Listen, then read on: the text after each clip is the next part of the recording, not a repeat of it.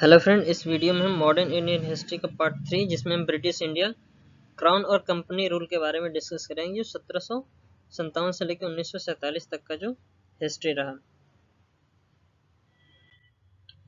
तो सबसे पहले कंपनी रूल की बात करते हैं, जिसमें बहुत सारे एक्ट पास होते हैं। सबसे पहले रेगुलेटिंग एक्ट है 1773 का। फिर उसके बाद पीट्स इंडिया एक्ट 1784 में आता है, अमेंडिंग एक्ट 1781 और एक्ट ऑफ 1786। फिर उसके बाद चार्टर एक्ट आते हैं हर 20 साल में, 1793, 1813, 1833 और 1853। फिर दूसरे नंबर पे क्राउन रूल आता है, जो 1858 से लेके 1974 तक चलता है। तो उसमें गवर्नमेंट ऑफ इंडिया एक्ट है 1858, government of India act 1935, government of India act 1947, Indian council act 1861 और इंडियन काउंसिल एक्ट 1892, 1909, जैसे मॉर्लेमेंटो रिफॉर्म्स के नाम से भी जानते हैं। और फिर उसके बाद इंडियन काउंसिल एक्ट 1919, जिसे हम मोंटेस्क्यू चेम्सफोर्ड रिफॉर्म 1919 के नाम से भी जानते हैं। तो सबसे पहले हम ब्रिटिश इंडिया में कंपनी रूल की बात करते हैं, जो 1757 से लेकर 1858 तक लगभग 100 साल का इतिहास रहेगा।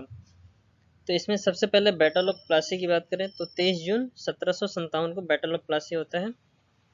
English commander Robert Clive, east India company का इंग्लिश कमांडर रॉबर्ट क्लाइव और मुगल बादशाह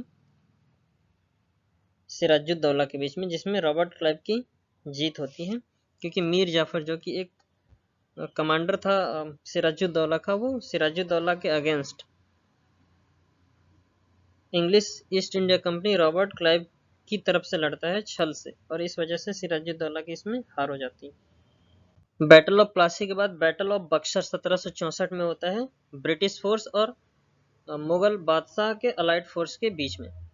तो ब्रिटिश फोर्स का जो इंग्लिश कमांडर था ईस्ट इंडिया कंपनी का, वो थॉमस रो था, और मुगल बादशाह बंगाल के नवाब मीर कासिम, मुगल बादशाह शाह आलम द्वितीय और अवध का नवाब सुजाउद्दौला, जिसमें ब्रिटिश फोर्स की विक्ट्री होती है और अलाइड फोर्स का डिफीट होता है। फिर उसके बाद Mir Qasim the Nawab of Bengal form alliance. तो मीर कासिम ने ये तीनों अलायंस को फॉर्म किया था ब्रिटिश फोर्स के अगेंस्ट लड़ने के लिए। फिर उसके बाद इलाहाबाद की संधि होती है 1765 में, जिसमें बंगाल, बिहार, उड़ीसा का दीवानी राइट को हम ईस्ट इंडिया कंपनी को दे दिया जाता है। तो पहली ट्रीटी नवाब ऑफ अवध मीर कासिम और दूसरी ट्रीटी नवाब ऑफ मुगल शाह आलम द्वितीय, और फिर उसके बाद dual government in British India establish हो जाता है 1765 से लेकर 72 तक। उसके बाद एंग्लो मैसूर वॉर होता है 1767 से लेकर 99 तक, जिसमें पहला एंग्लो मैसूर वॉर 1767 से लेकर 1769 तक होता है। तो Hyder Ali defeated the British and treaty of Madras. तो हैदर अली ब्रिटिश को डिफीट करता है और फिर उसके बाद मद्रास की ट्रीटी होती है। सेकंड एंग्लो मैसूर वॉर जो ट्रीटी ऑफ मैंगलोर के द्वारा समाप्त किया जाता है। Third Anglo Mysore war treaty of Shri रंगपट्टनम।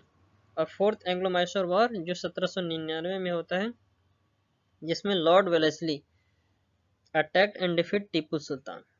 Tipu Sultan और इंग्लिश ईस्ट इंडिया कंपनी के बीच में युद्ध होता है, जिसमें लॉर्ड वेलेस्ली अटैक करता है टीपू सुल्तान में और सुल्तान पे और उसको हरा देता है। फिर उसके बाद एंग्लो मराठा वॉर 1767 से लेकर 99 तक होता है, जिसमें सबसे पहला Anglo Maratha war treaty of Surat, Purandar और सलबाई के द्वारा एंड किया जाता है। Second Anglo Maratha war treaty of Bassein के द्वारा एंड किया जाता है। और third Anglo Maratha war complete annexation of the Maratha kingdom by British, उसके बाद इसको एंड किया जाता है 1819 में। फिर उसके बाद रिंग फेंस पॉलिसी है, जो वारेन हेस्टिंग के द्वारा लाया गया था, जिसमें इंग्लिश ईस्ट इंडिया कंपनी के चारों तरफ जितने भी इंडियन किंगडम थे उसको डिफीट करने के बाद, उसके नेबर्स के जितने भी इंडियन किंगडम थे डिफीट करने के बाद, वो इंग्लिश ईस्ट इंडिया कंपनी के अधीन हो गए, और वो जितने भी किंगडम थे वो एक तरीके से डिफेंस का काम करते थे इंग्लिश ईस्ट इंडिया कंपनी की। इसे ही हम रिंग फेंस पॉलिसी के नाम से जानते हैं, जो वारेन हेस्टिंग के द्वारा लाया गया था। फिर उसके बाद सब्सिडरी अलायंस, जो लॉर्ड वेलेस्ली के द्वारा इंट्रोड्यूस किया गया, जो एक तरीके से नॉन इंटरवेंशन पॉलिसीज थी, जिसमें कोई इंटरवेंशन नहीं कर सकता था। तो इस तरीके की कुछ स्टेट्स हैं जैसे कि हैदराबाद, मैसूर, तंजौर, अवध, पेशवा, भोसले और बेरार, सिंधिया, जयपुर, मसेरी, बुंदी, जोधपुर और भरतपुर। ये कुछ सब्सिडाइज स्टेट्स हैं जो सब्सिडरी अलायंस के द्वारा इंग्लिश ईस्ट इंडिया कंपनी के अधीन हो गए थे। फिर उसके बाद 1848 में द डॉक्ट्रिन ऑफ लैब्स, जिसे हम हड़प नीति का सिद्धांत में कहते हैं, ये गवर्नर जनरल लॉर्ड डलहौजी के द्वारा लाया गया था, जिसमें अगर किसी इंडियन किंगडम में कोई मेल हेयर मतलब मेल वारिस नहीं होता था तो उस समय का जो इंडियन किंगडम था वो ब्रिटिश टेरिटरीज के अधीन हो जाता था। इस तरीके से वो पूरा किंगडम लैप्स हो जाता था, उसका जो पूरा ऑनरशिप था वो ब्रिटिश के अधीन हो जाता था, इसे ही हम डॉक्ट्रिन ऑफ लैप्स के नाम से जानते हैं। तो इस तरीके से जो लैप्स स्टेट्स थे लॉर्ड डलहौजी के under Satara, Sambalpur, Bhagat, Jhansi, Udaipur, Nagpur, Awadh. So this is all about in this video. Thanks for watching. Thank you so much.